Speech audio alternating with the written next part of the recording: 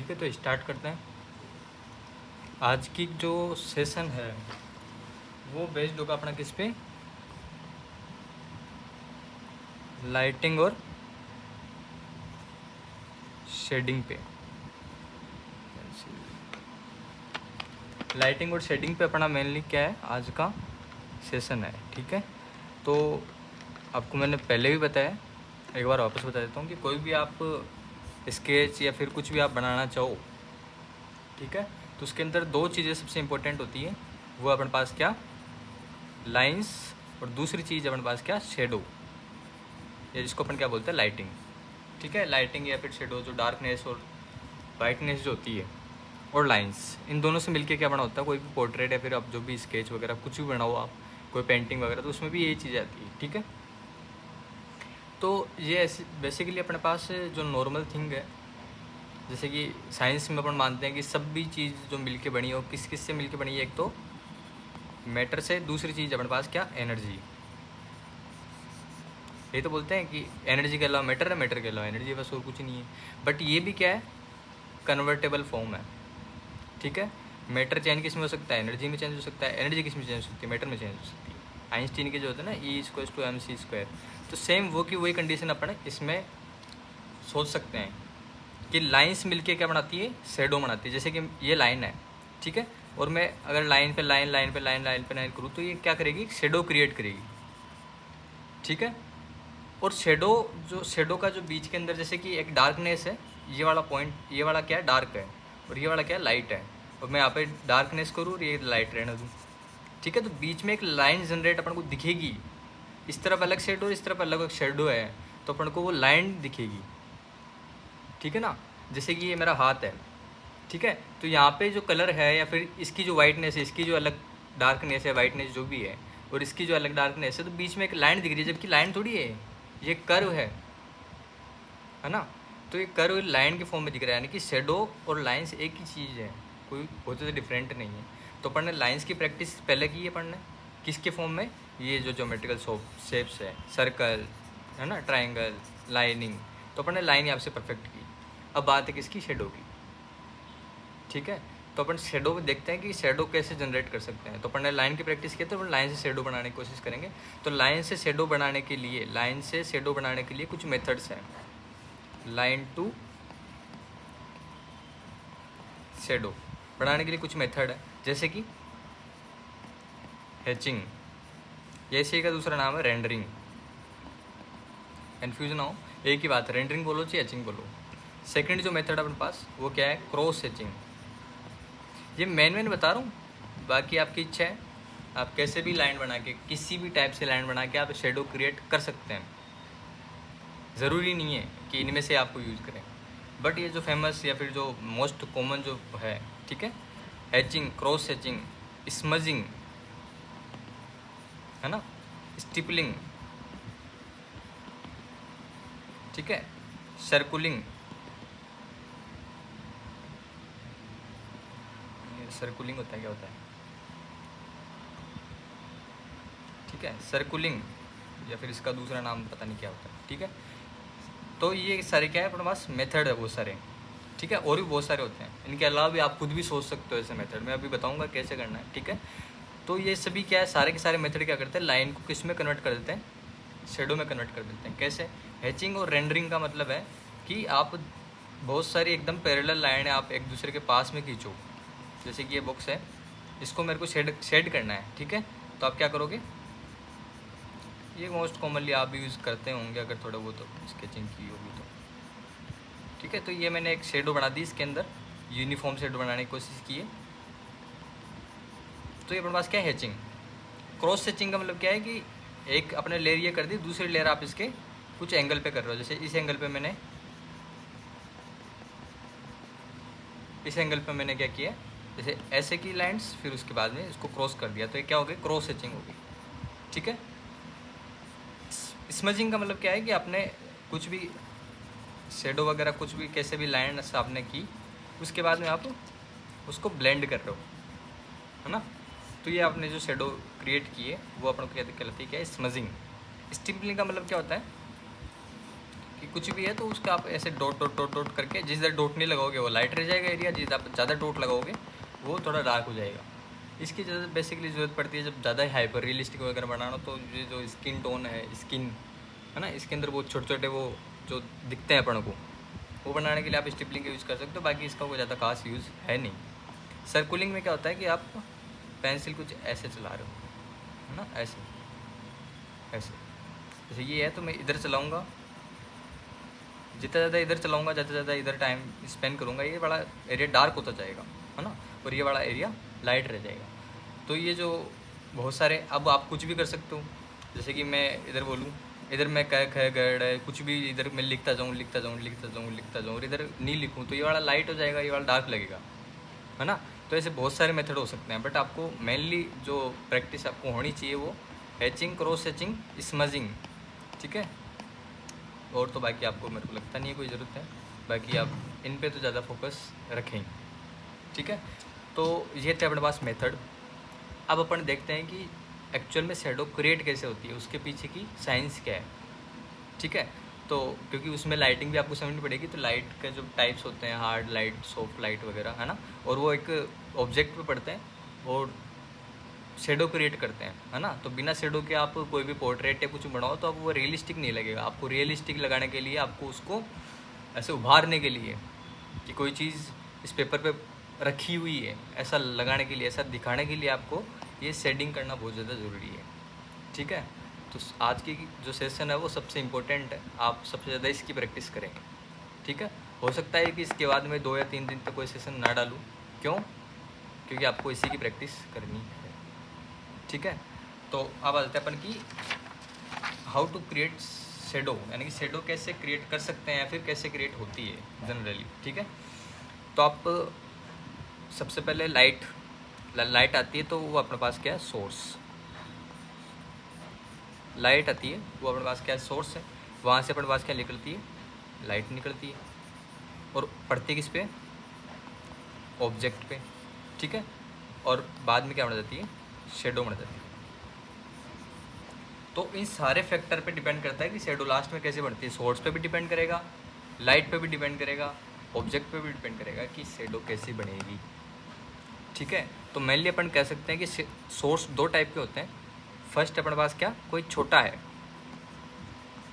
Object के comparison में अपन देखेंगे कि ऑब्जेक्ट के कंपेरिजन में अगर सोर्स छोटा है या फिर ऑब्जेक्ट के कंपेरिजन में सोर्स बड़ा है। ये 2 टाइप के अपने पास क्या है, सोर्स है, ठीक है। तो इसके बेस पे लाइट भी 2 टाइप की हो जाती है, हाँ उसके बीच में कुछ होते हैं, बट मेनली 2 टाइप की हो जाती है, एक हार्ड लाइट और दूसरी है सॉफ्ट लाइट। हार्ड लाइट और सॉफ्ट लाइट, 1 मिनट आप, ओके।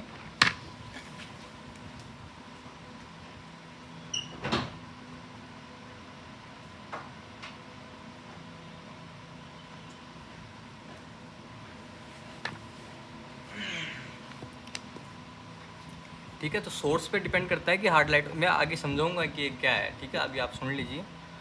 उसके बाद में ऑब्जेक्ट पे गिरती है लाइट तो शेडो बनती है अपने पास, ठीक है। शेडो भी 2 टाइप की होती है, एक होती है अपने पास कोर शेडो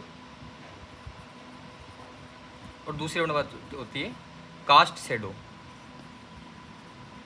ठीक है। कास्ट भी आगे जाके 2 टाइप की हो सकती है, अपन आगे देखेंगे, ठीक है। ये सारा अपन ने केवल थ्योरी समझा है, अभी तक अपन ने चीज़ नहीं समझी कि एक्चुअल में हो क्या रहा है, ठीक है। तो आप समझना, देखो कि इधर कोई पर्दा है और यहाँ पे मैं रख रहा हूँ क्या, ऑब्जेक्ट, ठीक है। और इधर अपने पास क्या, ये अपने पास सन, ये अपने पास क्या है, सूरज है,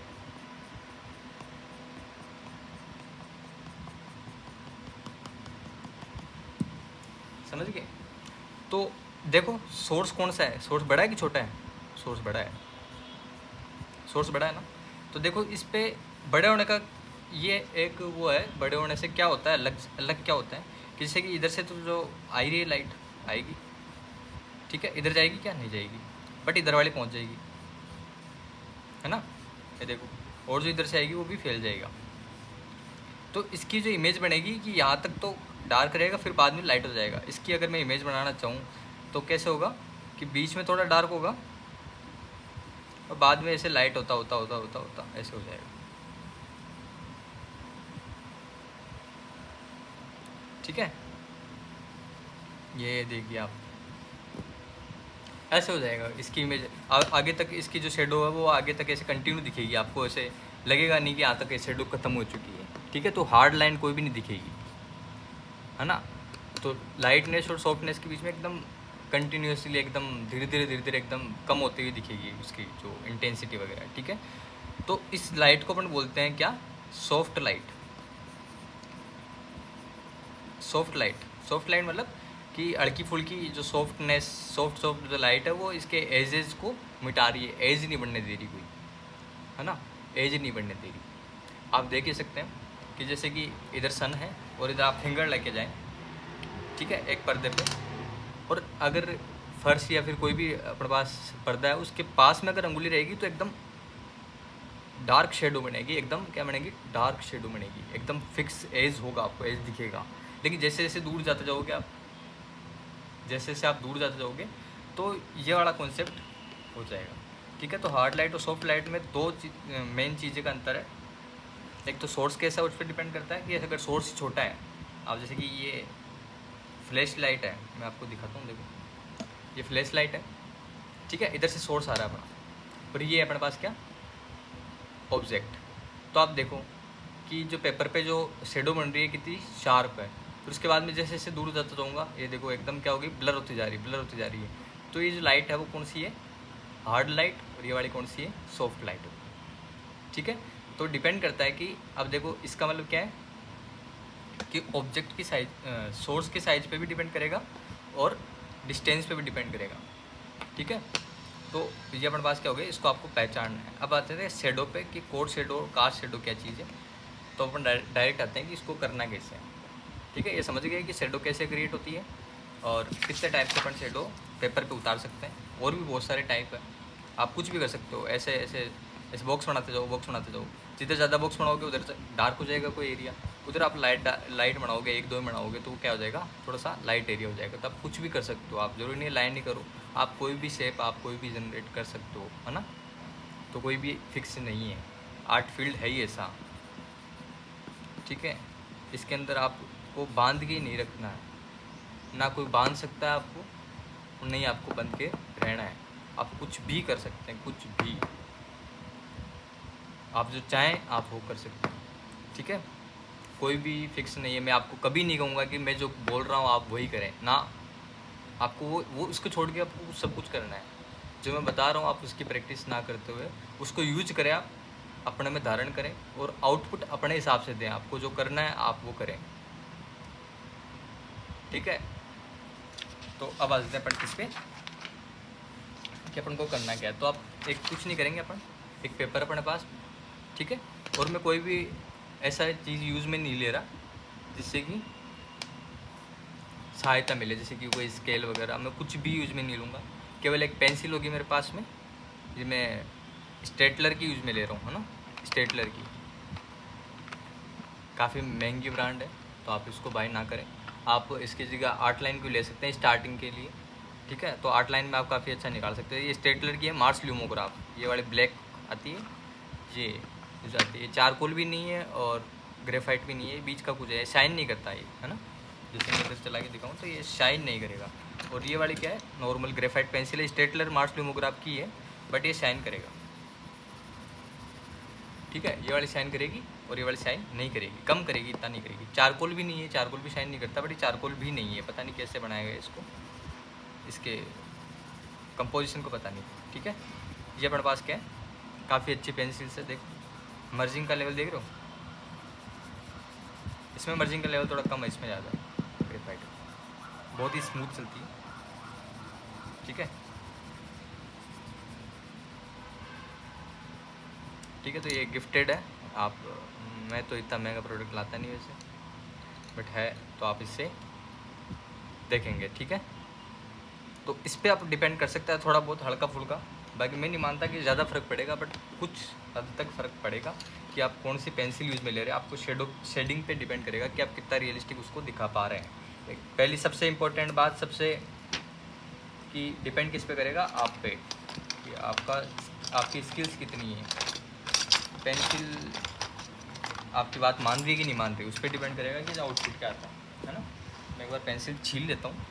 पहले मैं एक ही पेंसिल से यूज़ करके दिखाऊंगा, फिर आपको अलग अलग ग्रेड की पेंसिल, जो बोलेंगे कि हमारे पास तो बहुत सारी हैं, 2B भी है, 4B भी है, 6B भी है, 8B भी है ना, वो टाइप के हैं, तो आप उनको कैसे कैसे यूज़ कर सकते हैं। ठीक है, जो मेन प्रॉपर मेथड है वह मैं आपको बाद में बताऊंगा सेटिंग का। बट फिलहाल मैं एक ही पेंसिल यूज़ में लेके मैंने स्टेडलर की मार्स लिमोग्राफ ब्लैक, ठीक है, 6B यूज में लूँगा, और केवल एक से आपको पहले एक बार क्रिएट करके दिखाऊंगा, फिर उसके बाद में अपन अलग अलग की करके देखेंगे, फिर उसको अपन अप्लाई करेंगे किस पे, पोर्ट्रेट पे। तो थोड़ा बहुत पोर्ट्रेट भी करेंगे, तो आज का सेशन काफ़ी लंबा हो सकता है। ठीक है, तो आपको जो अच्छा लगे आप ऐसे करेंगे, देखें कि ना देखें। तो मैं पेंसिल छील लेता हूँ। पहले पेंसिल छीलने का मैं आपको तरीका बताऊँ, तो आप पहले कोई भी हल्का फुल्का आप शार्पनर से छील सकते हैं इसको, फिर बाद में एक हल्का फुल्का कटर आता है, एक बड़ा कटर भी आता है, बड़ा वाला कटर है ना, और बड़ा होगा एक, ये भी है बड़ा वाला। तो आप बड़ा वाला ना लाएं, आप छोटा वाला लाएं, क्योंकि उसमें ये बहुत पतला होता है ना, तो पेंसिल की जो निब टूटने की संभावनाएं कम हो जाती है। और स्टेटलर की ये जो आगे के टूटने का मतलब ये करोड़ों का नुकसान हो गया। ये 12 पेंसिल आई है 1314 रुपये की, है ना। कितने की देखते हैं पीछे रेट, तो बहुत महंगा प्रोडक्ट है। 1200 रुपये की पेंसिल है, 12 पेंसिल है। ठीक है, तो आप फिलहाल प्रैक्टिस के लिए आप 8 लाइन वगैरह, 8 लाइन सबसे बेस्ट है, सस्ता भी है और क्वालिटी भी उसकी ज़बरदस्त है। तो आप इसको हल्का फुल्का ऐसे कर सकते हैं।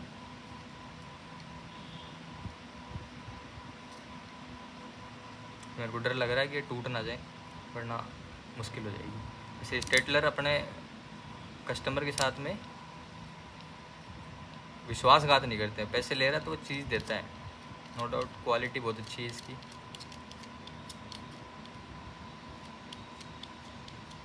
बट तो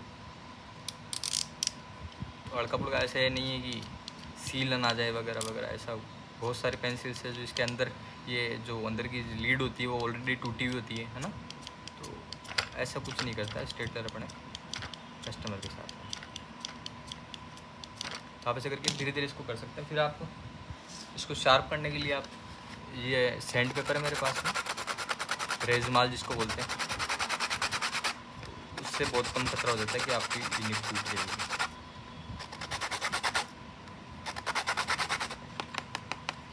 ठीक है, तो आप ऐसे पेंसिल को शार्प कर सकते हैं, बट ये कॉमन सेंस की बात है, सबका अलग अलग तरीका है। अब आते हैं अपन किस पे, शेड पे। तो कुछ नहीं करेंगे, अपन एक बॉल क्रिएट करेंगे कि अपन वो शेडो में एक 3D, अगर आपको कोई भी एक गेंद या फिर बॉल है वो आपको 3D दिखाना है तो आप कैसे दिखाएंगे। ठीक है, तो आपको कुछ नहीं, स्टार्टिंग में एक सर्कल करना है। ठीक है, एकदम हल्का, बहुत ही लाइट। ठीक है, ये आपको एक सर्कल मिल गया। ठीक है, अब ये तभी होगा जब आप लाइन वगैरह की प्रैक्टिस करेंगे। अब आपको सबसे मेन इंपॉर्टेंट ध्यान जो चीज़ रखनी है कि आपको हार्ड लाइंस नहीं देनी, आपको एकदम पेंसिल एकदम सॉफ्ट रखनी है। क्या करनी है, एकदम सॉफ्ट रखनी है। ठीक है, तो अब इसके अंदर बहुत सारी शेड्स होंगी। ठीक है, आप कोई सा भी मेथड यूज़ करें तो अलग अलग शेड्स होंगी। ठीक है, तो उन शेड्स की मैं आपको एक बार के लिए नाम बता देता हूँ कि जो सबसे लाइटेस्ट टोन होती है, सबसे, देखो मैं इस तरह थोड़ा सा लाइटेस्ट लाइट, सबसे कोई भी पोर्ट्रेट वगैरह, तो आपको सबसे ज़्यादा जो ब्राइट चीज़ दिख रही है उसको अपन लेके चलेंगे हाईलाइट। इसको अपन हाईलाइट भी बोल सकते हैं। फिर हाईलाइट के आसपास में जो लाइट होती है ना, इसके हाईलाइट के पास में जो लाइट होती है उसको अपन बोलते हैं क्या, सेंट्रल लाइट। ठीक है, उसके बाद में मिड टोन्स आती है, मिड टोनल्स या टोनल वैल्यू जिनको बोलते हैं अपन, मिड टोन्स आती है। ठीक है, ग्रेजुअली इंक्रीज़ करती है फिर डिक्रीज़ करती रहती है, उस पर डिपेंड करेंगे, अपन बात करेंगे। ठीक है, आप साथ बने रहें। ठीक है, ये बहुत ही ब्रॉड और बहुत ही इंपॉर्टेंट है, इस बात को समझें। ठीक है, मिड टोन्स, फिर उसके बाद में आते हैं अपन पास क्या, कोर शेडो। ये अपन पास क्या है, darkest dark. Darkest dark value है, ठीक है। उसके बाद में आ जाता है अपने पास क्या, रिफ्लेक्टिंग लाइट, ठीक है। तो आप इन चीज़ों की जानकारी अगर आप रखो तो आप कोई भी चीज़ को 3D दिखा सकते हो। अभी ये क्या चीज़ है क्या नहीं है, तो आप इसको लिए आप पहले प्रैक्टिकल पे उतरें। तो आप प्रैक्टिकल से थ्योरी बनी है, थ्योरी से प्रैक्टिकल नहीं बना, मैं वापस बोल रहा हूँ, ठीक है। तो आप कर सकते हैं, देखो ये मैंने पहले कर दिया, तो इसको मैं पहले इरेज कर लेता हूँ ताकि हाईलाइट ना छुपे अपना। हाईलाइट को आपको, हाईलाइट का मतलब क्या है कि कोई भी चीज़ सबसे ब्राइट दिखनी चाहिए, और अपने पास ब्राइटेस्ट के अंदर सबसे बड़ा ऑप्शन क्या है, ये पेपर। इस पेपर से ब्राइट अपने पास कुछ भी नहीं है ना। तो पेपर की जो वाइटनेस है वो आपको किसके लिए रखनी है, आपको हाईलाइट के लिए रखनी है। तो पेपर है को एकदम क्लीन कर लें एक बार के लिए, ताकि हाईलाइट छुपे नहीं, है ना। ये डार्कनेस, ये जो लाइटनेस है, ये जो एकदम वाइटनेस है ना पेपर की, वो बची रहे, किसके लिए, हाईलाइट के लिए, ठीक है। तो जैसे मान लो आप कि इधर से लाइट आ रही है, इधर से लाइट आ रही है, इधर क्या अपने पास सोर्स है, और सोर्स से इधर लाइट फेंक रहा है, ठीक है ना। तो आप जैसे कोई कंचा वगैरह आपने देखा होगा, तो एक पॉइंट आपको ऐसे दिखता है जो कि एकदम ब्राइट होता है, एकदम ब्राइट। जैसे मान लो कि आप इमेजिन करो, आपको ड्रॉ नहीं करना, आपको पेंसिल टच नहीं करनी, पेंसिल टच करने वाला कि उसकी वाइटनेस कम हो गई, हाईलाइट को अपने सबसे वाइट रखना है, ठीक है ना, तभी वो चीज़ 3D लगेगी। तो जैसे मान लो कि आपको इमेजिन करना है कि यहाँ पे क्या हाईलाइट है ना, यहाँ पे हाईलाइट, तो आप इस जगह को छोड़ के आप केवल इसको देखें, उस जगह को छोड़ के आप एक बेस लेयर दे दें, हल्की हल्की हाथों, बिल्कुल हल्के हाथों से। इस शेडिंग का सबसे इम्पोर्टेंट, सबसे मेन बात ये है कि आपको शार्प एजेस नहीं देने, आपको पेंसिल को एकदम लाइट पकड़ना है, ठीक है। तो मैं जहाँ पे हाईलाइट मेरे को दिख रही है, अगर आपके पास मैं बिना रेफरेंस के बना रहा हूँ, रेफरेंस दिखे तो आपको एक्चुअल में दिख जाएगी हाईलाइट। रेफरेंस उठा के भी करेंगे अपन पे, बट एक बार के लिए अपन क्या करते हैं, आप उसके पास जाएं, एकदम बिल्कुल पास। मैं क्या कर रहा हूँ अभी, रेंडरिंग कर रहा हूँ, है ना। एक ही डायरेक्शन मेरी चल रही है पेंसिल,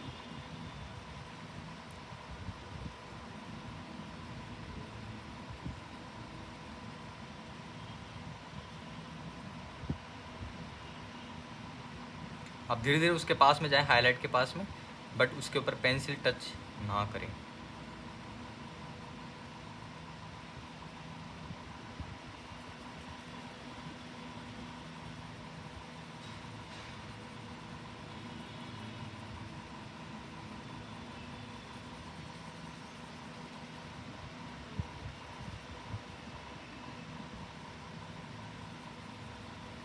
ठीक है, तो आप देखते जाएं। देखो मैंने इस जगह को छोड़ के हर जगह एक बेस लेयर दे दी है, एकदम यूनिफॉर्म देने की कोशिश की है कि पूरे में यूनिफॉर्म रहे, ठीक है।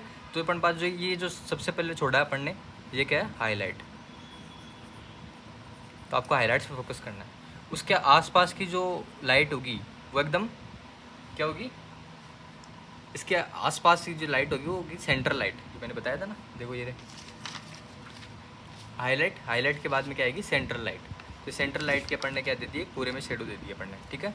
इसको आप हल्का फुल्का समझ कर सकते हैं कि आप ब्लेंड कर लें आप, ताकि स्मूथनेस आए। आप बने रहें इसके साथ में। आपको इसको एक कंचा बनाएंगे अपन, एकदम से लगेगा कि पड़ा है इसके ऊपर कुछ, पेपर पे पड़ा है ना। बट उसके लिए आपको समय चाहिए होगा। शेडिंग ऐसी चीज़ है जो समय मांगती है, ठीक है। अब आप हाईलाइट से दूर चल रहे हैं, देखो, है ना। हाईलाइट सबसे पहले अपन ने ली यहाँ पे, उसके बाद में ये जो आसपास की ये क्या है, सेंटर लाइट। फिर उसके बाद में आ जाते हैं मिडी टोन्स, यानी कि इससे थोड़ी डार्क होगी। अब डार्क होना स्टार्ट करेंगे अपन इस हाईलाइट के एकदम ऐसे सर्कुलर के अंदर चलेंगे अपन। क्या है, सर्कल है ना, तो सर्कल दिखाना पड़ेगा। अब जो शेडिंग होगी वो क्या होगी, इसके सर्कल जैसी होगी, ठीक है। तो आप ऐसे भी कर सकते हैं, कैसे भी करें। आपकी पेंसिल जो है वो आपकी बात माननी चाहिए। आप जितना डार्क उसको करना चाहते हो आप उतना ही करें, पेंसिल उतना ही करेगी। ये जो मैंने सेकंड लेयर जो दी है वो क्या है, मिड टोन्स है, यानी कि उससे ज़्यादा लाइट, उससे ज़्यादा डार्क है, बट इससे भी ज़्यादा डार्क भी आएगी। तो इसलिए इसको मिड बोल रहे हैं अपन, कि बीच का है। और इसकी खासियत क्या है कि ग्रेजुअली बढ़ती जाती है। हाईलाइट के पास में सबसे लाइट होगी, उसके बाद में ग्रेजुअली बढ़ती जाएगी, बढ़ती जाएगी, बढ़ती जाएगी, बढ़ती जाएगी।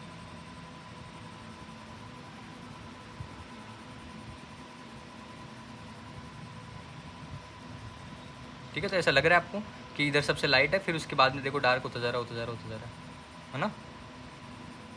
ये मिड वैल्यूज़ है, इनको टोनल वैल्यूज़ भी बोलते हैं। इनकी आपको अलग से प्रैक्टिस करनी पड़ेगी। आपको प्रैक्टिस सेशन लास्ट में दिखाएंगे, ठीक है। प्रैक्टिस सेशन इसके बाद में बताएंगे आपको प्रैक्टिस क्या करोगे तब ये चीज़ आपकी परफेक्ट हो सकती है।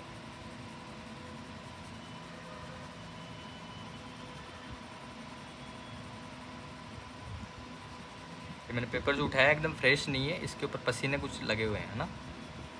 अब देखो और ज़्यादा डार्क होएगा।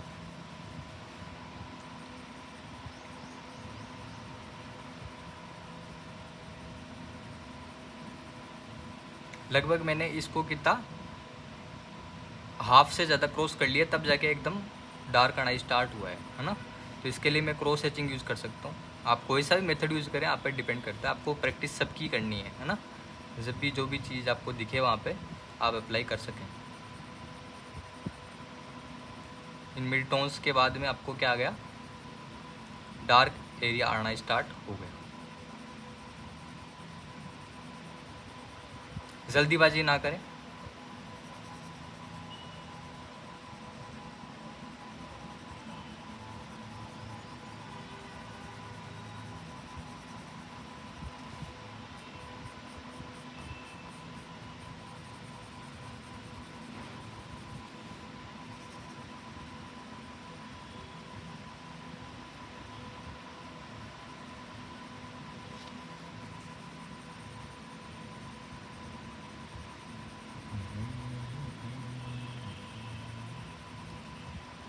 आप बस देखते जाएं, देखने से सीखेंगे आप।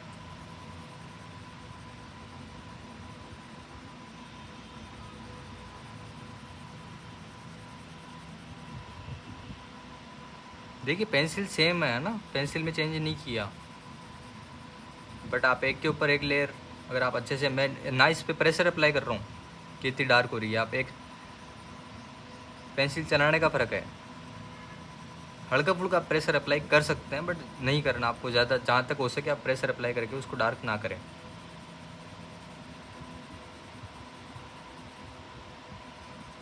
तो हैचिंग, क्रॉस हैचिंग से मैं इसको क्या कर रहा हूँ, हल्का डार्क करने की कोशिश कर रहा हूँ कि डार्क हो जाए।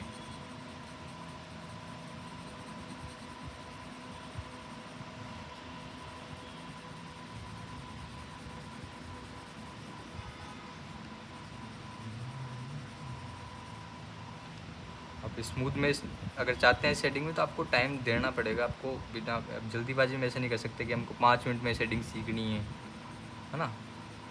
तो ये चीज़ नहीं हो पाएगी। अगर आप गलत जगह हैं, आप फाइन आर्ट समय मांगती है, ज़िंदगी निकल जाती है, तब जाके लाइट और शेड आप अच्छे से समझ पाएंगे। ठीक है, तो आप इसको हल्का फुल्का आप मर्ज कर सकते हैं, बट मर्जिंग में आप ध्यान रखें कि अगर पसीने के हाथ अगर लगे हुए हैं पेपर पे, तो वो एकदम इम्प्रेशन उसका ऐसे बैठ जाएगा, वो हटेगा नहीं आपको आसानी से। इसी बीच में आप देख रहे हैं कि पेज पड़ रहा है ना, तो पेज किस कारण से पड़ रहा है, क्योंकि मैंने पेपर फ्रेश नहीं उठाया था, दिमाग में नहीं आया कि ऐसा कुछ हो सकता है ना। तो पेज इसलिए पड़ रहा है, बट कोई ना, आप समझदार हैं।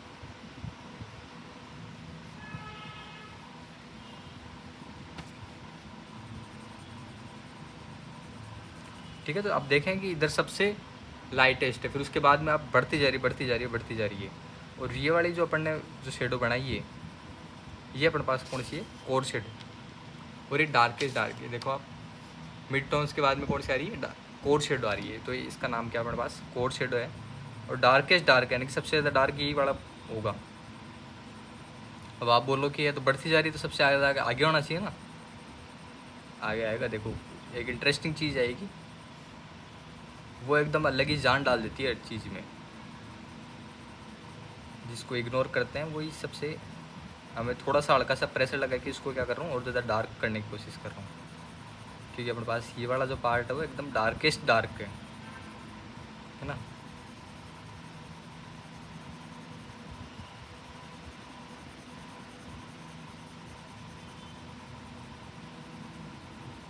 आप हल्का फुल्का टर्नल वैल्यूज़ को भी छेड़ते जाएँ, ताकि ऐसा ना हो कि एक बीच में शार्प एज लगे। आपको शार्पनेस आपको दिखानी नहीं है कहीं भी। पेंसिल ऐसे चलाएं कि आपको कोई पता ही नहीं चले कि यहाँ पे कितने लाइंस वगैरह कुछ हुआ है ना, आपको एकदम शेड दिखे केवल। ये जो कन्वर्जेशन बताया था ना, लाइंस से शेड का बनना, ये कन्वर्जेशन 100% जैसा लगना चाहिए आपको। ऐसा नहीं कि लाइंस शेड करने के बाद ही आपको लाइंस दिख रही है फिर, है ना। तो इस बात को ध्यान रखें आप।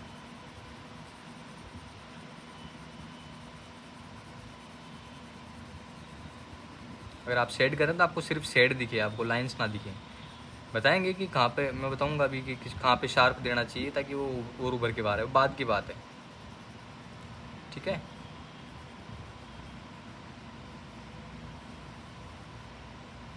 हाईलाइट के ऊपर आप कुछ भी ना करें, उसको वैसे के वैसे ही रहने दें।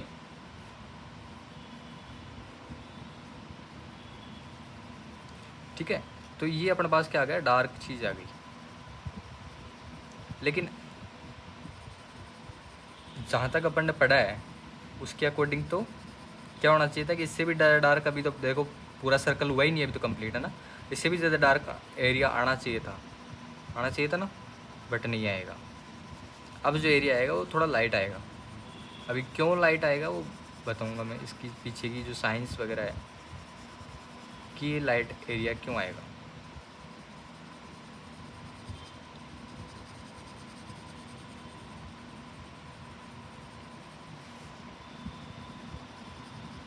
अरे इतना लाइट भी नहीं होगा, बट कोर शेडो से लाइट होगा।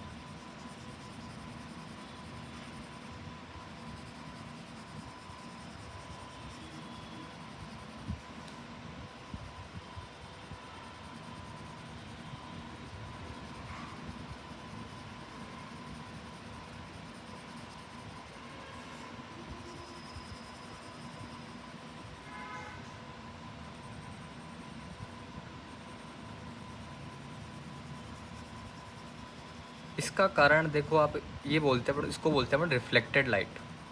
क्या बोलते हैं, रिफ्लेक्टेड लाइट। ये मैंने फर्श बनाया है कि ये जो बॉल है वो यहाँ पे रखी हुई है।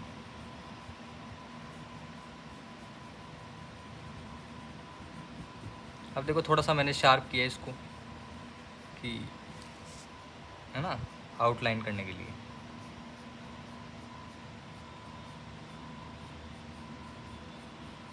बट शेडिंग के टाइम पे आप अपने हाथ को इतना लाइट रखें, इतना लाइट रखें कि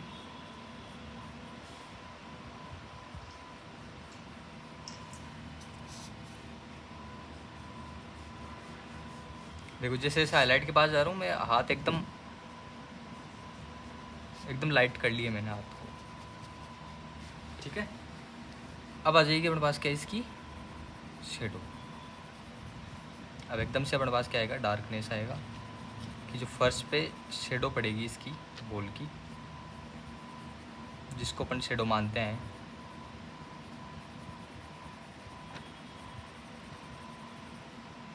तो वो एकदम से डार्क होगा, है ना। ये वाला एरिया में क्या कर रहा हूँ, एकदम से डार्क कर रहा हूँ, पेंसिल लगा के डार्क कर रहा हूँ, क्योंकि ये बड़ी हार्ड लाइट है ना।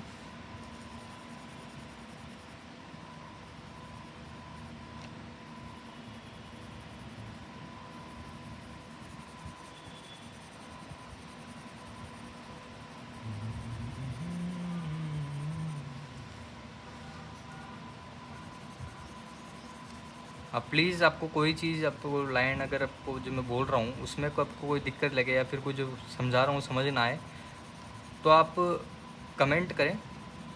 और जहाँ पे जो चीज़ समझ नहीं आ रही आप उस पर जो सेकंड या फिर मिनट में जो टाइम है वो टाइम आप लिख दें कि इस चीज़ पे आप इस समय पे आपको जो चीज़ समझ में नहीं आएगी, तो मैं आपको दोबारा बताऊँगा, है ना। अब इस शेडो की खासियत क्या है कि सबसे ज़्यादा डार्क होगा ये बॉटम वाले एरिया पे, यहाँ पे सबसे ज़्यादा डार्क होगा, और अब ये फेड होती जाएगी, है ना। और ये जो शेडो जनरेट हुई है उसको अपन बोलते हैं कास्ट शेडो। तो देखा आप, ये जो कोर शेडो आ गई, उसके बाद रिफ्लेक्टिंग लाइट, अब उसके जो आगे जाके क्या बनाते हैं, क्या, कास्ट शेडो, ठीक है। कास्ट शेडो दो टाइप की होती है, एक जो सबसे ज़्यादा डार्क अपन को दिख रही है, ये डार्क, ये अपने पास, और दूसरी अपने पास क्या है कि ये जो आगे की तरफ जाके जो एकदम लाइट होती जाएगी धीरे धीरे, है ना।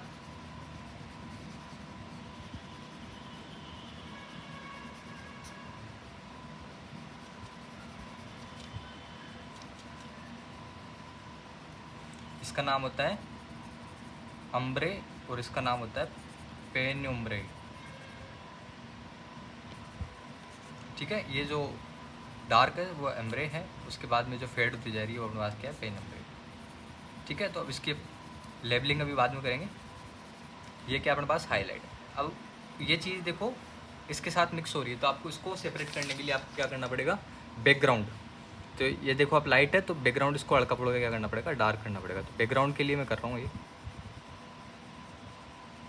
आप कोई चीज़ को ऊपर दिखाना चाहते हैं तो बैकग्राउंड को आपको ब्लर या फिर कुछ भी करना पड़ेगा आपको। बैकग्राउंड आप कोई चीज़ लाइट है तो बैकग्राउंड को डार्क रखें आप। शर्ट वगैरह नहीं पहनते क्या, कि डार्क अगर पेंट है तो लाइट शर्ट पहनेंगे, है ना, वरना वो सेम सेम हो जाएगा ना। तो बैकग्राउंड उस पर डिपेंड करता है कि आपको ऑब्जेक्ट की वैल्यू कितनी है ना। वैल्यू का मतलब डार्कनेस। मैं जब भी वैल्यू का मूल्य बोलूँ तो वैल्यू आपको डार्कनेस ही समझनी है, कि इसकी वैल्यू ज़्यादा है इसका मतलब क्या है, इसकी डार्कनेस ज़्यादा है। और वैल्यू का पीछा करें यानी कि डार्कनेस का पीछा करें, है ना। तो जब भी मैं वैल्यू बोलूँ आप डार्कनेस ही समझें।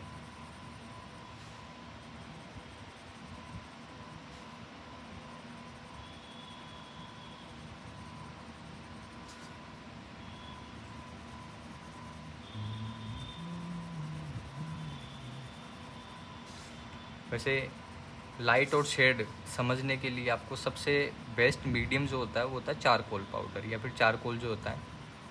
चारकोल में बहुत अच्छे से समझ आप इनको लाइटिंग वगैरह को इनको आसानी से समझ पाते हो, बट इससे भी समझ ही लेंगे, वो आसान हो जाता है काम। लेकिन आप जब कठिन रास्ते अगर आप तय कर सकते हो तो आप आसान भी कर ही पाओगे। जनरली ये समझा जाता है।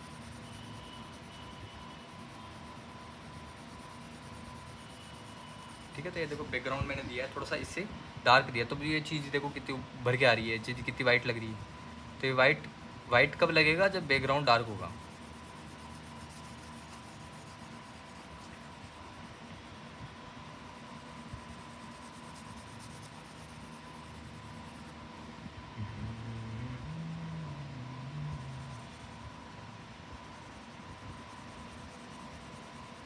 ये जो पेंसिल की ग्रेड्स वगैरह आती है ये सिर्फ आपकी सहायता करने के लिए है, कि आपको डार्क चलाना है तो आप उसको बार बार प्रेशर लगा के आप उसको डार्क करने की कोशिश ना करें, आपको हाई ग्रेड की पेंसिल यूज़ कर लें, है ना।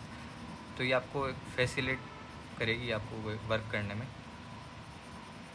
आपको लाइट चलाना तो आपको कई बार होता है ऐसा, है ना, कि हाथ लाइट होता ही नहीं है, तो आप लाइट लो ग्रेड की पेंसिल यूज़ कर लें।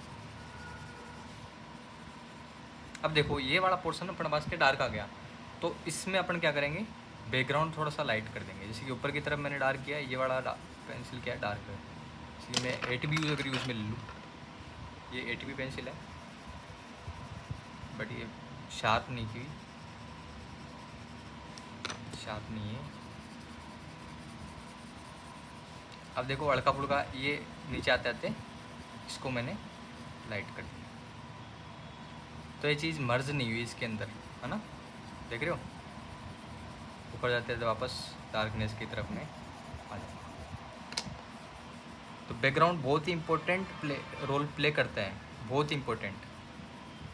आप कोई चीज़ को 3D दिखाना चाहो या फिर अच्छे से आप एक्सप्रेस करना चाहो उसको, तो आपको बैकग्राउंड पे भी ध्यान उतना ही देना पड़ेगा जितना आपने पोर्ट्रेट या फिर जिस पे मेन फोकस आपका है उसने आप किया है। तो बैकग्राउंड पे डिपेंड करता है।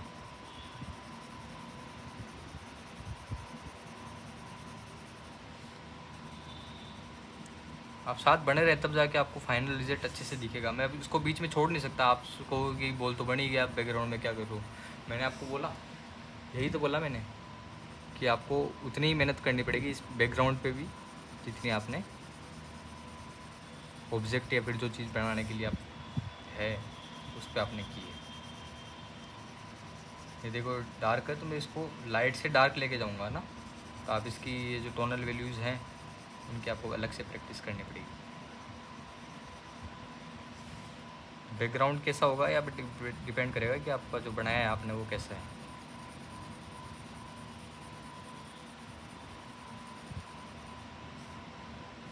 तभी वो चीज़ उभर के बाहर आएगी।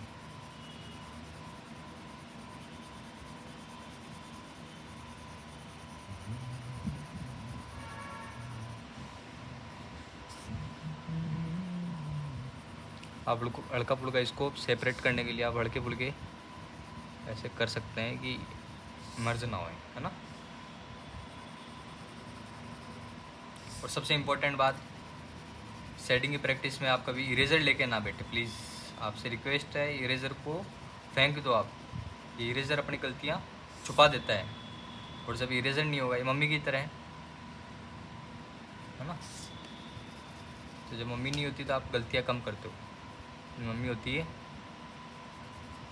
तो गलतियाँ ज़्यादा करते हो, क्योंकि पता है कि मम्मी बचा लेगी। लेकिन जब इरेजर नहीं है तो आप गलतियाँ कम करेंगे। इरेजर को हाथ ही नहीं लगाना। मेरे तो इरेजर पता नहीं किधर पड़ा होगा, मैं ढूंढता भी नहीं उसको। कभी कभार कोई ज़्यादा हाईलाइट्स वगैरह छुप जाएँ गलती से, है ना, कभी कभार होता है। जैसे चारकोल में होता है, चारकोल क्या है कि बहुत ही सॉफ्टली इरेक्ट करता है, तो फैल जाता है। तो कई बार हाईलाइट्स वगैरह बचाने के लिए इरेजर का आप यूज़ कर सकते हैं, गलती मिटाने के लिए ना करें, रिक्वेस्ट आपसे, है ना। देखो लग रहा है कि ये बॉल अपने पास कहाँ पे पड़ी है, फर्श पे रखी हुई है ना।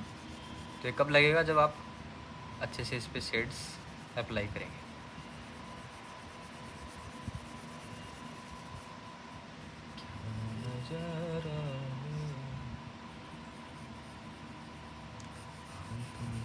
कितने पास कितने दूर है चांद सितारे, सच पूछो तो मन को झूठे लगते हैं सारे। ये देखिए आप, ठीक है। ये थे अपने पास शेड्स। अब अपन क्या कर देते हैं, इसको लेबल कर देते हैं। देखो ये जो अपन को बीच में दिख रहा है डॉट, वो क्या अपने पास क्या हाईलाइट है। उसके आसपास में जो लाइट दिख रही है अपने को, जो बेस लेयर सबसे पहले स्टार्टिंग में दी अपने क्या थी, सेंट्रल लाइट, ठीक है। उसके बाद में ये जो ग्रेजुअली बढ़ती है, देखो इधर कम है इधर ज़्यादा आ रही है ना, ग्रेजुअली बढ़ रही है टोन्स। आपको पता नहीं चला कि कब डार्केस्ट डार्क में कन्वर्ट हो गई है ना। तो बीच की जो वैल्यू है बहुत ही इंपॉर्टेंट है ना। कोई चीज़ को सर्कल वगैरह या फिर दिखाने के लिए आपको जो ये अपने पास क्या आ गई, डार्केस्ट डार्क, ये इसको अपन बोल रहे क्या, कोर शेडो, यानी कि जिस ऑब्जेक्ट की शेडो है उसी पे ऑब्जेक्ट पे ही ऑब्जेक्ट की शेडो वो होती है कोर शेडो। और ये जो अपने पास जो थी वो मिड टोन्स है। फिर ये जो आ रही है अपने पास, ये देखो ये क्या चीज़ है, ये लाइट आया ना इससे, है ना। ये क्या चीज़ है, इसको अपन बोलेंगे रिफ्लेक्टेड लाइट। क्या बोलेंगे, रिफ्लेक्टेड लाइट।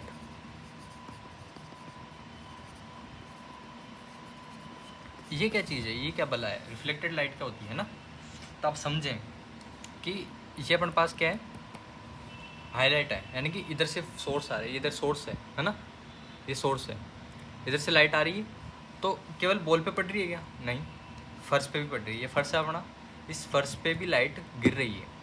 तो एक्चुअल में देखो आप होता क्या है, आपको कोई चीज़ दिखती कैसे है, इसकी भी पीछे की आप साइंस समझ लें कि कोई चीज़ दिख रही है आपको तो कैसे दिख रही है। तो होता कि कुछ ऐसे है कि जैसे कि ये अपने पास क्या है, फर्श है, ठीक है। इस पे अगर लाइट गिर रही है, जैसे कि ये वाली जो लाइट है यहाँ पे आके गिरी, तो जिस पॉइंट पे या जिस ऑब्जेक्ट पे, ये भी क्या ऑब्जेक्ट है अपने पास, कोई भी चीज़ पे लाइट टकराती है तो वहाँ से बहुत सारी लाइट की छोटी छोटी तरंगे ऐसे इमिट करता है एकदम रेडियली। तो ये जो लाइट आ रही है वो अपने पास क्या है, प्राइमरी सोर्स, ठीक है। ये अपने पास प्राइमरी सोर्स है। और ये जो पॉइंट है जहाँ से रिफ्लेक्ट हो रही है वापस, इस पॉइंट को अपन बोलेंगे क्या, सेकेंडरी सोर्स। तो ये जो पॉइंट जहाँ पे फर्स्टली लाइट पड़ रही है वो अपने पास एक सोर्स की तरह एक्ट करेगा, इसलिए इसको अपन बोल रहे हैं क्या, सेकेंडरी सोर्स। तो जैसे लाइट आ रही है तो बहुत सारे पॉइंट, जैसे ये वाला पॉइंट है जहाँ से लाइट वापस इमिट हो रही है ना, इस फर्श पे सारे के सारे पॉइंट किसकी तरह एक्ट कर रहे हैं, सेकेंडरी सोर्स की तरह, ठीक है। तो जैसे कि इस पॉइंट पे लाइट आके गिरी इधर से सीधी, बट अब ये खुद सोर्स है तो ये क्या करेगा, वापस रिफ्लेक्ट करेगा लाइट। तो थोड़ी बहुत हल्की फुल्की फर्श के आसपास, ये देखो कहाँ पे है, ये फर्श के जस्ट पास वाली जो है वहाँ पे हल्की फुल्की लाइट पहुँच रही है।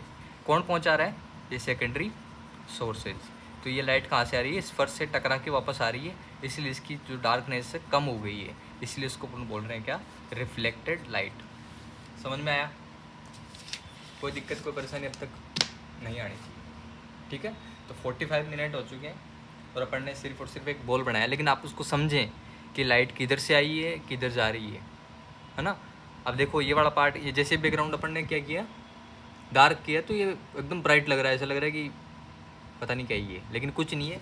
इस पेपर की वाइटनेस, ये वाली वाइटनेस, ये जो आपको दिख रही है ये वाली वाइटनेस और ये वाली वाइटनेस सेम है, ये और ये दोनों सेम वाइटनेस है, बट ये ज़्यादा लग रही है, क्यों, बैकग्राउंड। अब बैकग्राउंड पे भी उतना ही ध्यान दे जितना कि आपने इसको बनाने में किया है, ठीक है।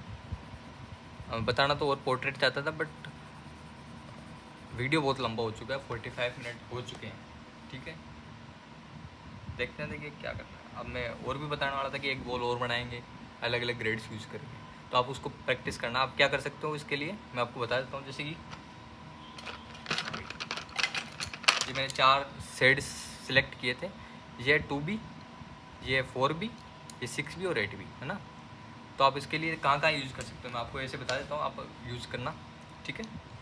हाईलाइट पे आपको पेंसिल नहीं चलानी, सबसे इम्पोर्टेंट बात। हाईलाइट की ये जो पेपर की वाइटनेस है वो सिर्फ और सिर्फ हाईलाइट के लिए, आपको और कोई चीज़ लाइट लग रही है फिर भी आप उस पेंसिल चलाएं, क्योंकि वो हाईलाइट नहीं है। जो सेंटर लाइट वगैरह इस पर देखो पेंसिल चलाई हुई है, आपको मैं पास से दिखा देता हूँ कि एक्चुअल में है क्या ये, है ना। ये देखें आप, ये जो टेक्सचर देख रहे हो पेपर का, ये पेपर का टेक्सचर है, इसका अलग ही मज़ा है ना।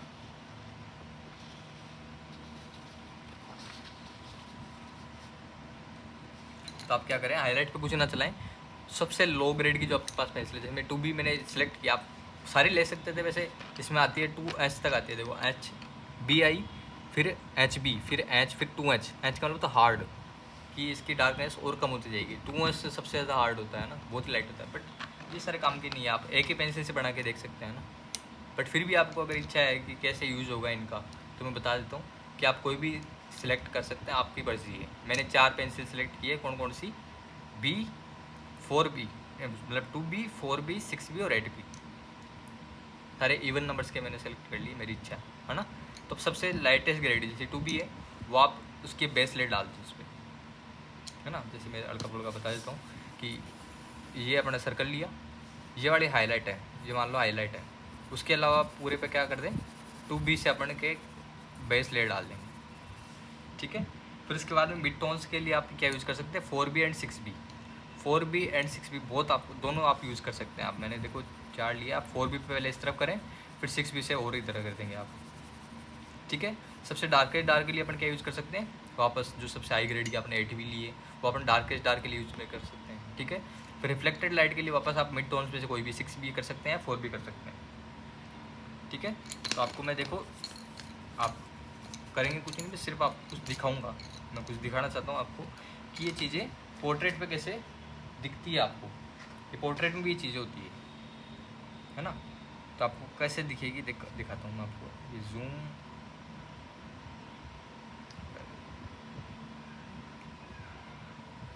ये एक पोर्ट्रेट आपको दिख रहा है।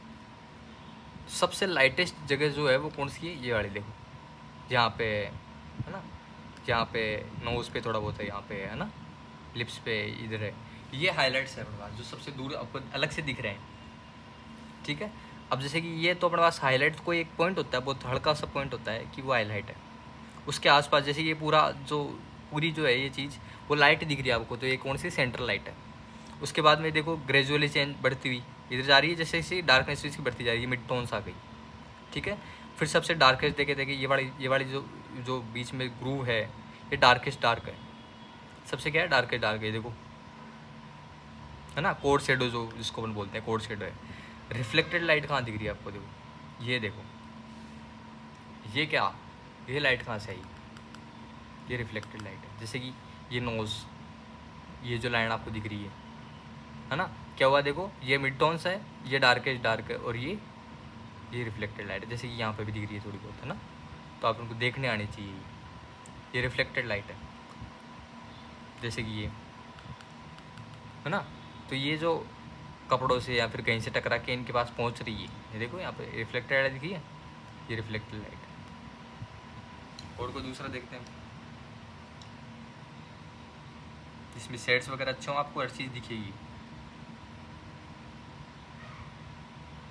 जैसे कि ये है, जूम हो जाए, जूम हो जाए,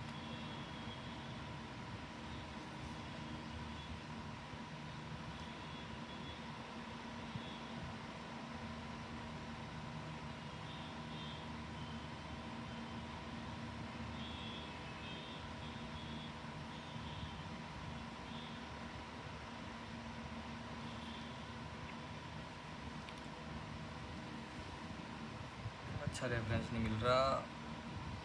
अब जैसे कि ये है ना, तो हाईलाइट्स आपको दिख रहे होंगे, देखो नोज़ पे दिखा, है ना, ये हाईलाइट है। इसके अलावा देखो ये इतना ज़्यादा लाइट है कि ये वाली लाइटनेस इसके आगे ज़्यादा है, तो ये हाईलाइट, और ये वाली लाइट कौन सी है, सेंट्रल लाइट, ठीक है। इसे हाईलाइट थोड़ा बहुत यहाँ पे भी दिख रहा है ना, ये हाईलाइट है। उसके बाद में ये सेंट्रल लाइट आ गई। फिर देखो ये इतने जो एरिया में जो लाइट से डार्क जा रहे हैं वो मिड टोन्स है। उसके बाद में ये जो शेडो दिख रही है, अब इसके ऊपर रिफ्लेक्टेड लाइट पड़ रही है, देखो ये जो लाइट आपको दिख रही है हल्की फुल्की, ये रिफ्लेक्टेड लाइट है। ये आप देख सकते हैं, ये जो चीज़ है, ये वाली, ये अपने पास है कास्ट शेडो। इस नोज़ का, इस लिप्स के वाले एरिया पे शेडो बन रहा है, ये अपने पास क्या है, कास्ट शेडो। ये देखो इतने ज़्यादा डार्क है, फिर डार्कनेस कम होती जाएगी, ठीक है। ये कोर शेडो है और ये कास्ट शेडो है। जैसे यहाँ पे ये डार्केस्ट डार्क है ना, ये कोर शेडो है आपके पास। ऐसी चीज़ें हैं जो पकड़ में, आप धीरे धीरे पकड़ में आएगी। जितना ज़्यादा आप इस लाइट और डार्कनेस के साथ रिलेशन अच्छा बनाओगे, आप अच्छे से उसको समझ पा रहे हो कि नहीं समझ पा रहे हो, उस पर डिपेंड करता है कि आपको कोई चीज़ कितनी आसानी से कैप्चर हो रही है, ठीक है।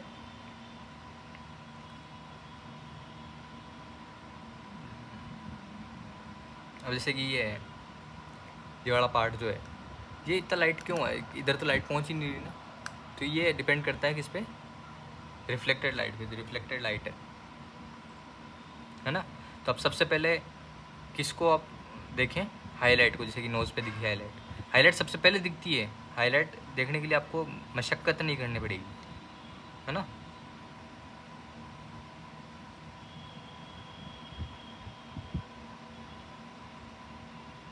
जैसे इधर ये कास्ट शेडो दिख रही है ना, ये वाली क्या कोड शेडो है, ये वाली कास्ट शेडो है, ये वाली कोड शेडो है। ये क्या आ गई, मिड टोन्स आ गई। ये जो इसके नीचे जो लाइनिंग दिखती है, नोज़ के नीचे दिखती है काफ़ी बार, है ना, ये अपने पास क्या है, रिफ्लेक्टेड लाइट, समझ रहे हो, ये रिफ्लेक्टेड लाइट है। ये हाईलाइट आ गया पूरा, एक ये वाला पॉइंट है सिर्फ हाईलाइट, तो बाकी जो लाइट दिख रही है आपको क्या है, सेंट्रल लाइट है, ठीक है। हाईलाइट के पास में देखो ये काफ़ी अपन को दिखता भी नहीं है कि इधर पेंसिल चली कि नहीं चली, बट वहाँ पे है, ठीक है। तो आज के लिए इतना ही था। अगर आप अब तक देख रहे तो उसके लिए धन्यवाद, बट ये आप मान के चलिए बहुत ही इम्पोर्टेंट था, है ना, बहुत इम्पोर्टेंट।